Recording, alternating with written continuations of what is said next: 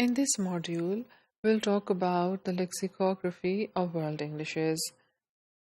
Before we continue, let's take a look at what lexicography is. It is the process of writing, editing, and compiling a dictionary. And an author or editor of a dictionary is called a lexicographer. When we talk about lexicography, people are often confused between lexicography and linguistics. So we must not mix the two terms because linguistics is the subject field of language, or in other words, linguistics is the science of language. So the subject field of linguistics is language, whereas the subject field of lexicography is dictionaries. So lexicography is only concerned with writing, compiling, designing of dictionaries. When we talk about the writing or bringing out of dictionaries of world Englishes, several issues emerge. Many of these issues have ideological underpinnings. For example, whose ideals, whose economic, political, social ideals will this particular variety of English serve? Similarly, the issue of hierarchies of English varieties as to which variety is superior also emerge. There are also linguistic, literary, cultural, and political considerations. For example, which linguistic or literary form should the dictionary represent? Similarly, the appropriateness of cultural representation of a particular community through that variety of English. Even political considerations, for example, whether it is politically appropriate to bring out that dictionary, or whose political agendas will that variety of English or will that language serve.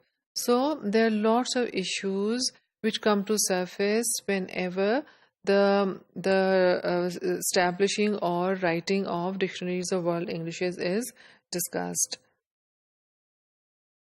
We cannot deny the role the bringing out of a dictionary plays in the standardization of a language. The standardization of any language depends on the presence of dictionaries in that language. Similarly, the standardization of different varieties of English also depends on the presence or absence of dictionary in that particular variety. The traditional role dictionaries have played in standardizing varieties of Englishes and enabling these varieties to be acknowledged by a wider public can be seen by these examples. For example, British English established itself as a standard prestigious variety only after the British English Dictionary was brought out by Samuel Johnson. Similarly, American English, the recognition of American English was made easier, or the bringing out of Noah's Webster Dictionary played a very important role in the acknowledgement, the American English, the recognition American English received. And more recently, the Maguire Dictionary of Australian English. It was not until this dictionary was published that Australian English was accepted and acknowledged as a variety.